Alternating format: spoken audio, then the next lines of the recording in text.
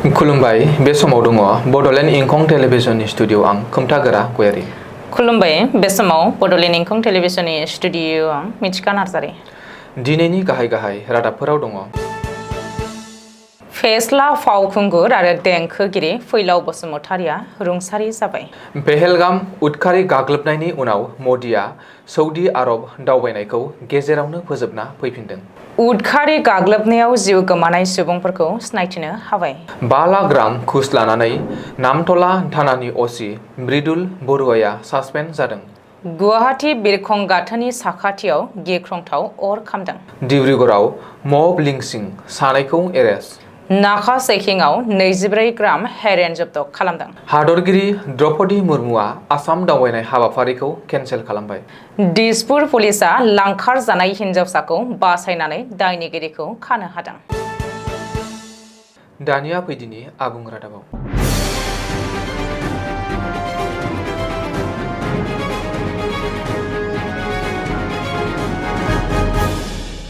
सावथुन मुलुगाव गेदेर खहा। मुंदांखा फावखुंगुर आरो देंखोगिरि फैलाव बसुमतारिया आरो गैलिया। बर'नि मुंदांखा फेस्ला फावखुंगुर, देंखोगिरि, डाइरेक्टर आरो मुंदांखा असमिया टिभि सिरियाल बेहरबारि आउटपस्टनि बसुदाया मंगलबारखालि हरनि 10 रिंगासोआव रुंसारि जायो। गुवाहाटी नोगोरमानि गंसे प्राइभेट हस्पिटालाव जोबथा हां लायो फैलाव बसुमतारिया। मिथिनो हानाय बायदिब्ला फैलाव बसुमतारिया माखासे दान सिगांनिफ्रायनो बिखा आरो समफ्लजों सोमोन्दो थानाय बेरामाव नाख्रेबजानानै दङमोन आरो फाहामथाय लागासिनो दङमोन। मख'नो गोनांदि बर' सावथुन मुलुगनि डाइरेक्टर, फेस्ला फावखुंगुर, देंखोगिरि फैलाव बसुमतारिया बर' हारिनि सासे सुबुं आरिमुगिरि महरैबो मुंदांखामोन। फैलाव बसुमतारिया बेहरबारि outpost Asamiya TV serial Basu दानि आखुआव फाव खालामनानै रायजोनाङै फेस्ला फावखुंगुर महरै सिनायजानो हादोंमोन। गिबि मन्त्रि डक्टर हिमन्त बिश्व शर्माजों लोगोसे रायजोनि गोबांसा राजखान्थिगिरिफोर आरो गुबुन गुबुन आफादनि दैदेनगिरिफोराबो फैलाव बसुमतारिनि हरखाब रुंसारि जानायाव दुखु मोननाय फोरमायदों। जम्मु काश्मीरनि पहेलगामाव उदखारि गाग्लोबनायनि उनाव साननैनि हाबाफारि लाना सौदी आरब दावबायनायखौ आद्रा खालामनानै एबा ससेयावनो फोजोबनानै भारतआव फैफिनदों गाहाय मन्त्रि नरेन्द्र मदिया। दिनै फुङाव सौदी आरबनिफ्राय भारतआव सौफैफिनो नरेन्द्र मदिया। रिपर्ट बादिब्ला मंगलबारखालि हराव गाहाय मन्त्रि मदिया सौदीनि राजफोलेरनि नखराव हरनि आदार जानायनि बाथ्रा दंमोन। नाथाय पहेलगाम जाथायनि बागै खौरां मोननाय लोगो लोगोनो मदिया गावनि हाबाफारिखौ केन्सेल खालामना भारतआव फैफिनो। बबेखानि पहेलगाम जाथायनि सायाव खौरां मोननाय लोगो लोगो मदिया नखर मन्त्रि अमित शाहनो फन खालामनानै खौरां लाहरो आरो काश्मीराव गोख्रैनो रैखाथिनि राहा खालामनो बिथोन हरो। बेल' नङा, अमित शाहखौ काश्मीर दावबायनोबो बिथोन हरो होननानै सुलुङाव फोरमायदों।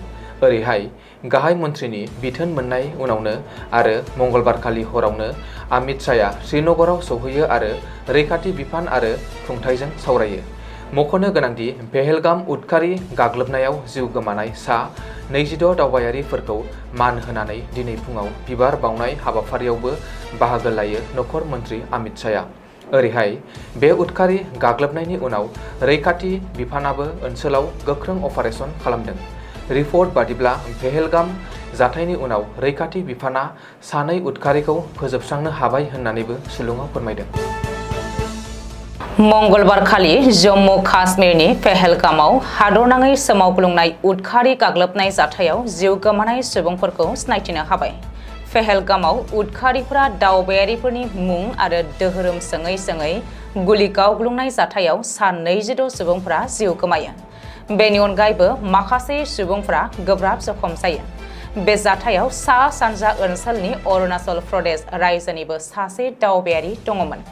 मख'नो गोनांदि पहेलगाम उदखारि गाग्लोबनायाव जिउ गोमानाय सुबुंफोरनि मुं आरो थंखौ खुंथायनि बिथिंनिफ्राय सिनायथिनानै फोसावदों।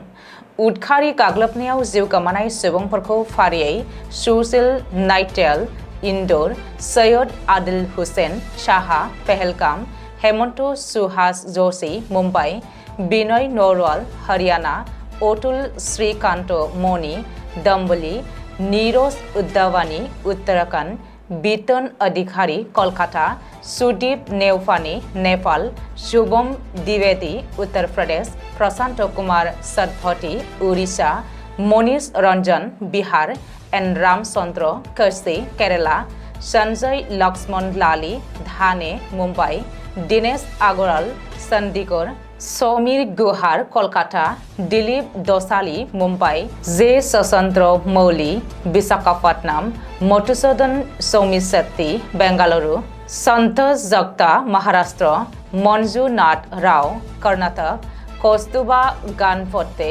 महाराष्ट्र, भारत भूषण बेंगलुरु, सुमित भार्मार गुजरात, ज्योतिष पारमार गुजरात, थेकेलियांग अरुणाचल प्रदेश आरो शैलेश भाई एच हेमंत भाई कतालिया गुजरात। बेखौबो मख'नो नांगोन दि बे उदखारि गाग्लोबनायाव जिउ गोमानाय सुबुंनि नखरफोरनो 10 लाख रां आरो जखम जानाय सुबुंफोरनो 2 लाख रां अनसुंथाइ फोसावदों जम्मु काश्मीर सोरखारा। खरसा आसामनि सराइदेव जिल्लानि बेंखनाव थानाय नामतला पुलिस थानानि असि मृदुल बरुवाया 5 लाख रां घुस लानायनि दायाव सासपेन्ड खालामजादों। बिफानगिरिनि मोनसे नायबिजिरनायनि जोहै असि मृदुल बरुवाखौ सासपेन्ड खालामदों होननानै मिथिहोदों। पुलिसनि सुलुङाव फोरमायथिनाय बायदिब्ला असि मृदुल बरुवाया सासे हाथियार दैथायग्रा सुबुंनिफ्राय 5 लाख रां घुस लानानै जेबो खालामाजासे हगारखोमादोंमोन। जाहोनाव पुलिस बिफाना बिनि हेंथायै नायबिजिरनानै सासपेन्ड खालामनायजों लोगोसे आथिखालाव रिजार्भ क्लज खालामबाय। लोगोसेनो बिजों सोर साबैसेया लोब्बा दंफायो बेखौ मिन्थिनो नायबिजिरनो लाबावबाय होननानैबो फोरमायदों। बरजार बिरखं गाथोननि साखाथियावनो थानाय बरजार पुलिस थानानि बेन्दोंनि काहिकुसि ओनसोलाव गिख्रंथाव अर खामनाय जाथाय। मिथिनो हानाय बायदिब्ला जिअ कम्पानिजों लुफुंजानाय गंसे मबाइल टावारनि थिखिनियाव थानाय मिशनारि जन्थ्रआव हरखाबै अरा खामदों। सरासनस्रा नायबिजिरनायाव मोब्लिब सर्ट नांनानै अरा जोंब्लावखांदों होननानै रिपर्टआव फोरमायदों। बबेखानि बे जाथायनि खौरांखौ मोननायनि माखासे समनि उनाव बरजार पुलिस आउटपस्टनि मावफारियाफोरजों लोगोसे फायार ब्रिगेड हानजाया थि समावनो जाथायसालियाव नुजाथिहैनानै अरखौ खोमोरहैनो हायो। बेनि अनगायैबो बे जाथायाव सासेबो सुबुङा जोखोम जायाखैमोन होननानै खौरां मोनदों। खरसा आसामनि डिब्रुगढ़ जिल्लायाव थानाय हातिगड़ बगपारानि बकुल टि इस्टेटआव दोलोआरि गाग्लोबनायनि दायाव पुलिसजों सानै हमजादों। सुलुङाव फोरमायथिनाय बायदिब्ला आयेनखौ आखायाव लानानै माखासे सुबुङा सानै सुबुंखौ बोरमा सिखाव होननानै सन्देहजों बुग्लिदोंमोन। जाहोनाव सासेया जायगायावनो जिउ गोमायो आरो गुबुन सासेया आथिखालाव देहा फाहामसालियाव गोब्राब हालोदाव थैनायजों जुजिगासिनो दङ। बेनिनो दायाव सन्जीब मुंडा आरो लखिन्द्र भक्त मुंनि सानै सुबुंखौ डिब्रुगढ़ पुलिसआ मंगलबारखालि एरेस्ट खालामदों। ड्राग्स फालांगि खालामनायनि बेरेखायै नाका चेकिं खालामनायाव पुलिसआ निज काटमियाव मंगलबारखालि हेर'इन जब्द खालामदों। मिथिनो हानाय बायदिब्ला बे अपारेशनाव गंसे बाइकखौ लाखिनानै सिग्रोमनायाव बाइकआव गाखोफाग्रा सासे सोद्रोमानिफ्राय गासै 24 ग्राम हेर'इनखौ पुलिसआ जब्द खालामनो हादों। बे जाथायाव हमजानाय सानै दायनिगिरिखौ जर्सिमुलु गामिनि नौसाद आली 36 बोसोर आरो खरामारा गामिनि महिदुल इस्लाम 37 बोसोर होननानै सिनायथिनो हादों।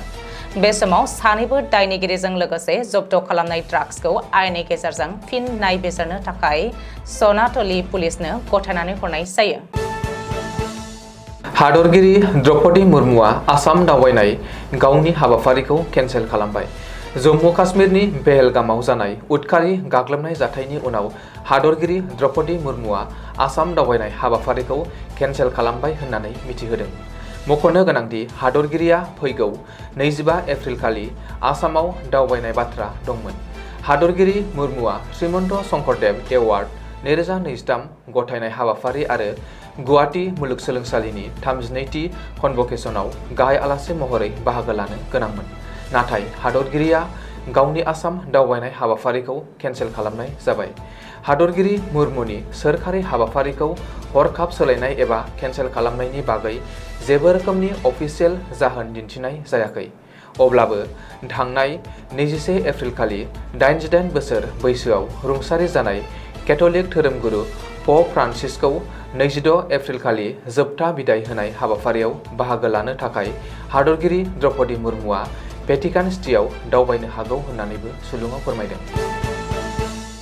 गुवाहाटीआव दिसपुर पुलिसा बरपेटानि सासे दुथां सुबुङा लांखारनाय लाइमोन हिन्जावसाखौ रैखा खालामनो हाबाय। मिथिनो हानाय बायदिब्ला हिन्जावसानि नखरनि बिगोमाया दिसपुर पुलिस थानायाव गोमानायनि कमप्लेन होनाय लोगो लोगोनो पुलिसा नायबिजिरनायखौ जागायदोंमोन। खाजानाय दायनिगिरिनि सिनायथिखौ फरहान आली होननानै सिनायथिनो हादों। दासान्दि पुलिसा सोंनाय फिननाय खालामनो थाखाय खाजानाय दायनिगिरि फरहान आलीखौ कास्टडियाव लांनाय जाबाय होननानै सुलुङाव फोरमायदों। दिनैनि रादाबा एसेनोसै। गोजोन्थों। गोजोन्थों।